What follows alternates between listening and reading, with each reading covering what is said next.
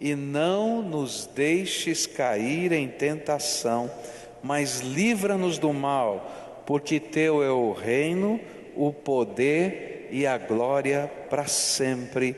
Amém. Por que será que Jesus ensinou que precisamos orar, livra-nos do mal?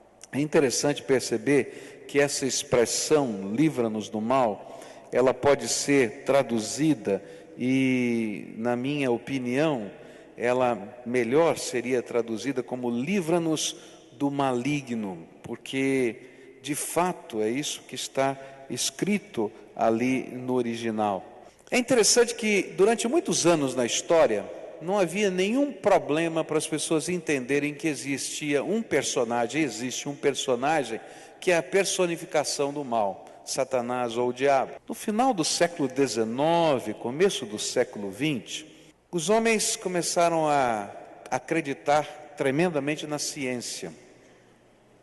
E a ciência, de alguma maneira, dizia: não, muito do que vocês acreditam ser de origem maligna ou demoníaca, na verdade não é.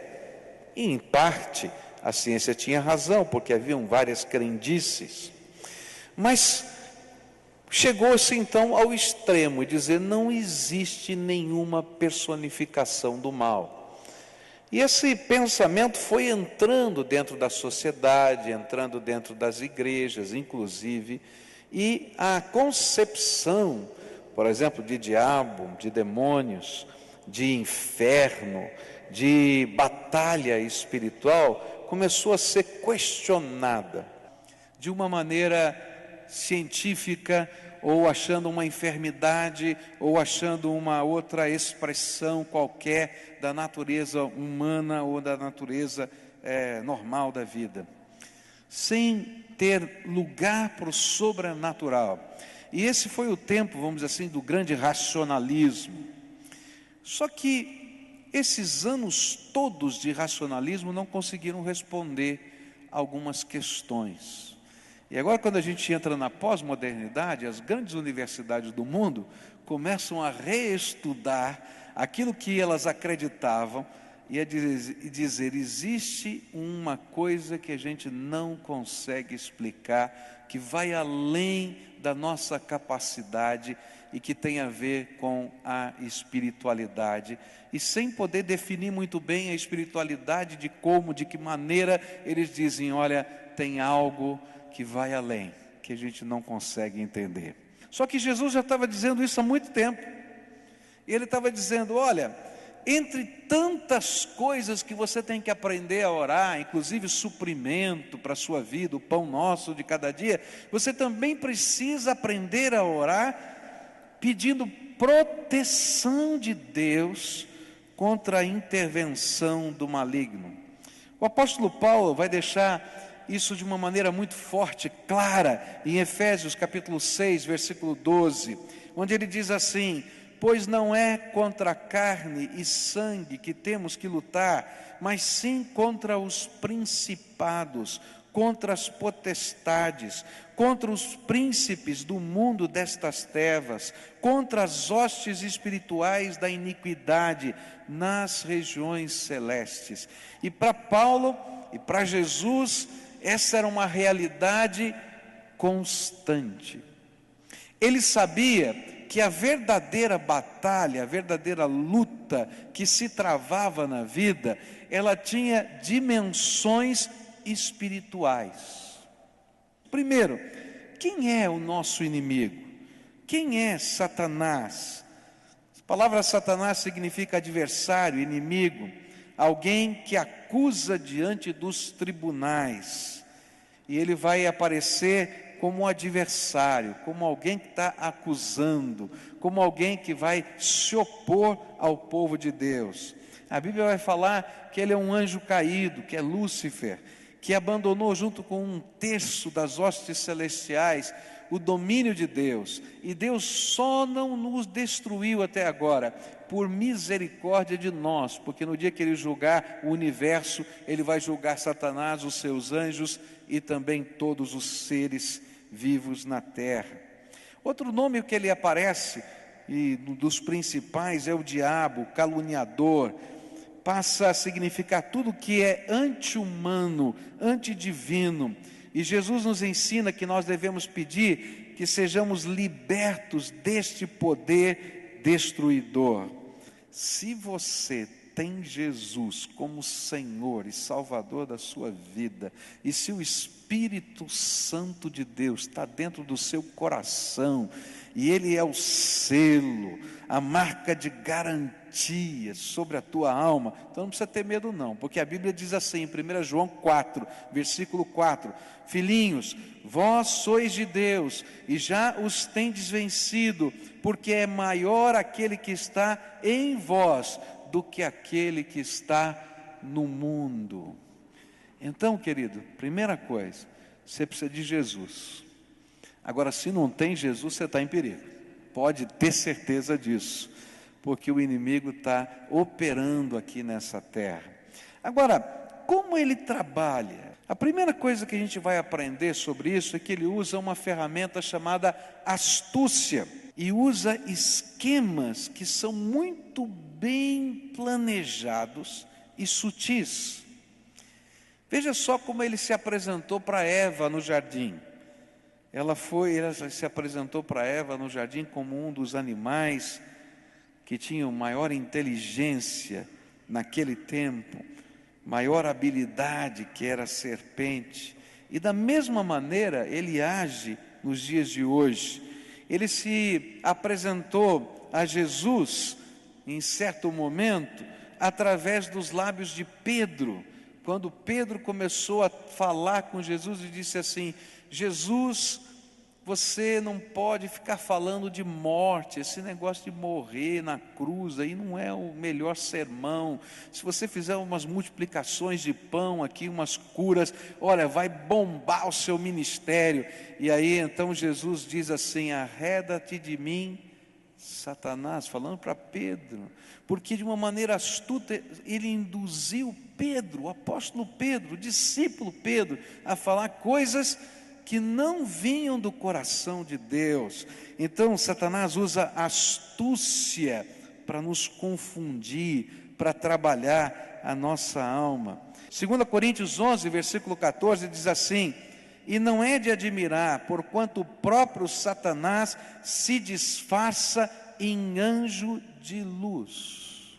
Hoje em dia existe uma teoria que corre por aí, que bem e mal são dois lados da mesma coisa, como se fosse uma energia que tem um polo positivo e um polo negativo. E aí você precisa encontrar o balanço.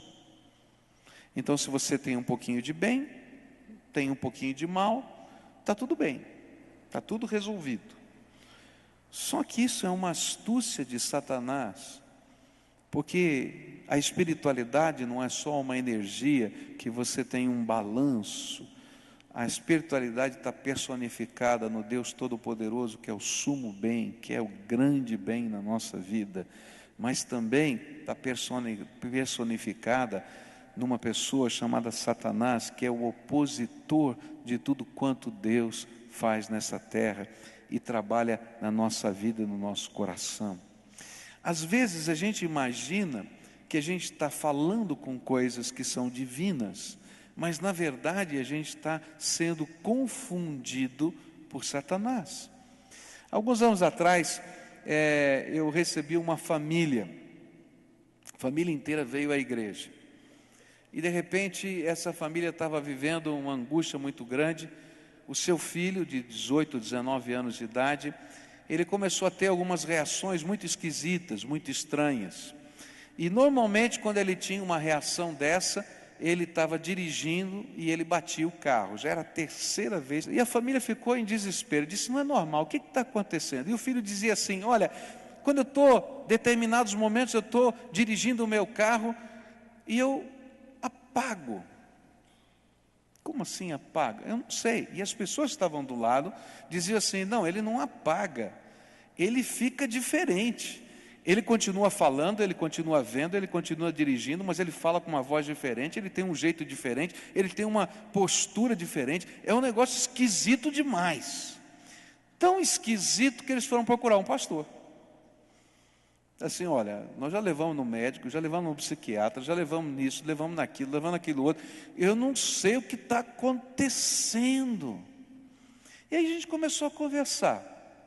E aí começamos a conversar e eu perguntei, mas o que é? Como é que funciona? Como é que é a história da família? De que jeito é? Até que em um dado momento eu perguntei para aquele rapaz, disse assim, você já tomou um passe? Ele disse assim, sabe, eu já tomei. Como é que foi essa história? Ele falou assim, olha, eu estava com meu amigo, ele foi num determinado lugar, e lá então a pessoa estava dando um passe para uma bênção, e eu estava junto com ele, a pessoa perguntou, você não quer um passe também? Eu falei, bom, tudo bem, eu quero. E recebeu o passe. Só que ele não sabia que todas as vezes que a gente conversa com os espíritos, a gente não está conversando com os espíritos, a gente está falando com demônios, porque os mortos não falam, quem falam são os demônios, está na Bíblia, e a Bíblia vai falar em Deuteronômio 18, verso 10, que todo tipo de necromancia, de tentativa de conversar com os mortos é abominável diante de Deus, e não tem nada que Deus tenha a ver com esse negócio. E aí então, a partir daquele dia, um demônio entrou no coração, na mente, na vida daquela pessoa.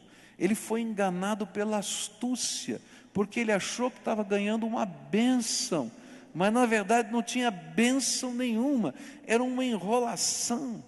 E naquele dia, quando a gente orou, expulsando aqueles demônios, manifestações aconteceram na vida daquele jovem, mas o poder de Jesus o libertou, e ele foi transformado, porque só Jesus nos livra do maligno. Só Ele faz isso. Agora, por que eu estou falando isso? Porque muitas vezes nós somos enganados pela astúcia de Satanás. Por isso a gente tem que ter a Bíblia na mão e ler a palavra de Deus e entender que só aquilo que confere com as escrituras sagradas, de fato vem de Deus. E qualquer prática religiosa que não esteja firmada na palavra de Deus, não vem do Senhor. Ainda que pareça uma manifestação de um anjo de luz. Essa oração que Jesus nos ensinou a fazer é oração para que o poder de Deus nos livre não somente do poder de Satanás, mas também da sua astúcia, das suas maneiras sutis com que ele mesmo tenta nos enganar.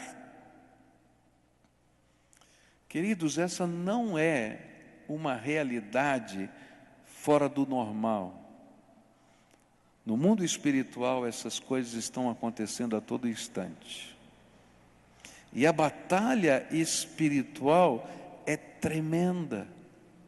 Há coisas que estão acontecendo na sua vida que não serão resolvidas apenas pela tua inteligência, pela tua capacidade, pela sua maneira de discernir a vida e o mundo, mas vocês vão precisar de uma intervenção sobrenatural do Deus Todo-Poderoso na tua vida, e algumas vezes até de libertação, um processo de resgate de Deus.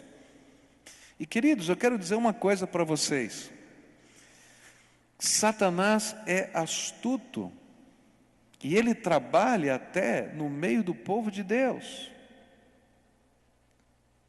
Ele trabalha tentando destruir aquilo que é a nossa convicção do reino de Deus. Alguns anos atrás, aqui nessa igreja, eu fui procurado por uma senhora que me contou sua história. É uma história incrível. É difícil até de acreditar, mas eu vi, é verdade. Essa senhora já madura na vida, contou a história dela quando jovem, quando no começo da sua vida cristã. Morava na cidade do Rio de Janeiro, num dos morros do Rio de Janeiro. Dentro da sua casa funcionava um terreiro de macumba na sua casa. A sua mãe era mãe de santo.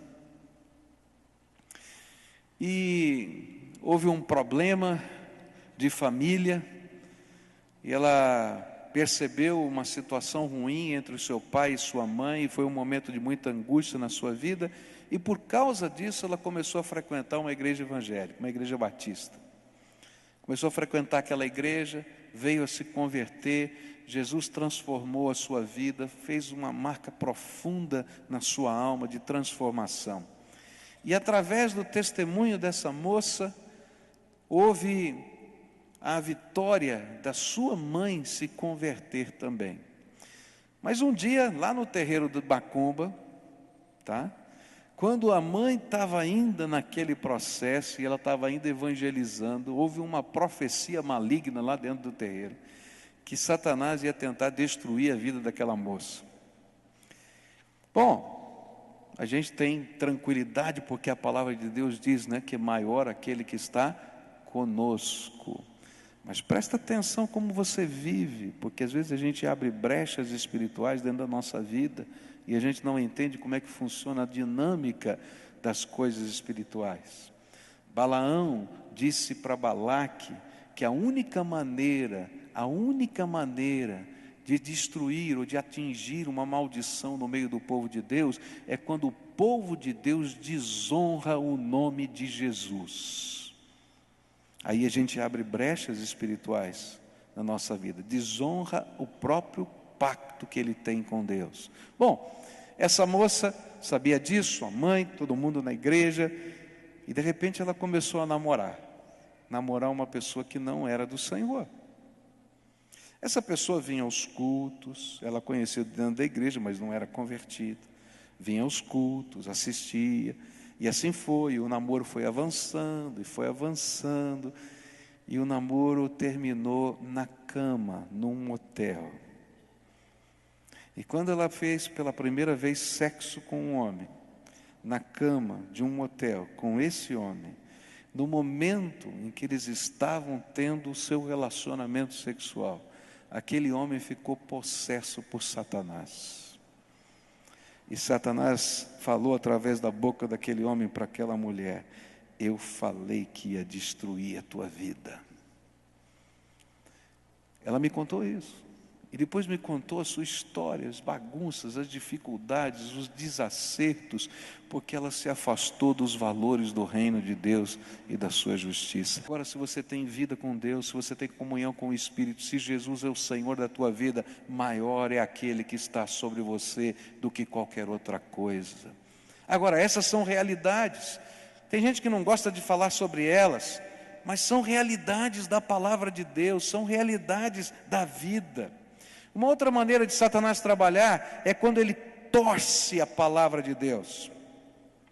E ele tenta nos confundir com a palavra de Deus. E aí entram as heresias bíblicas, não bíblicas na vida da gente. E lembra disso, que a Bíblia diz que Satanás é mentiroso por natureza. João 8, verso 44 diz assim: vós tendes como pai o diabo, e quereis satisfazer os desejos do vosso pai. Ele é homicida desde o princípio, e nunca se firmou na verdade, porque nele não há verdade. E quando ele profere mentira, fala do que lhe é próprio, porque é mentiroso e pai da mentira. Uma das armas de Satanás não é somente a astúcia, mas é operar o engano. O seu desejo é seduzir-nos, usando até aquilo que parece bonito, bom, cheio de luz, mas é engano e mentira. Por isso, ele usa e usou ao longo da história as heresias, os falsos profetas, o espiritismo, as filosofias, as sociedades de conhecimento, e ele tenta de todas as maneiras nos confundir. Queridos, por isso você tem uma Bíblia. Nem todo aquele que diz Senhor, Senhor, diz a Bíblia, entrará no reino dos céus, mas somente aquele que faz a vontade do meu Pai que está nos céus. Não é todo mundo que está invocando o nome de Jesus que pertence ao Senhor Jesus, mas somente aquele cuja vida corresponde com as verdades que Jesus ensinou. Isso vale para mim e vale para você. Se você diz que confessa Jesus, mas não vive o que está aqui na Bíblia, o que o Senhor está ensinando para você, então tem alguma coisa errada. E aí o que acontece? Às vezes a gente começa a se envolver com estas coisas erradas. Eu estava lendo um artigo do jornal sobre uma igreja, não é? Constituída numa capital do nosso país, que advoga favoravelmente a questão da homossexualidade como natural. E aí o repórter perguntou por quê, o que a Bíblia falava, e diz assim: a Bíblia nunca falou nada contra a homossexualidade. Eu fiquei pensando, cara doido, ele não deve ter a mesma Bíblia que eu, porque a Bíblia fala claramente contra a homossexualidade. Você está entendendo como a operação do engano acontece?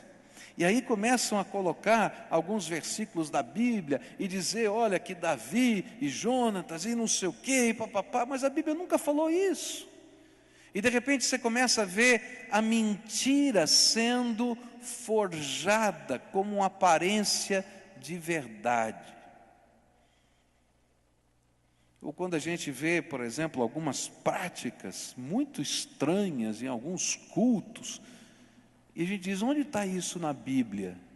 Diz, não está na Bíblia, mas é que eu recebi uma revelação tal que tem que ser desse jeito.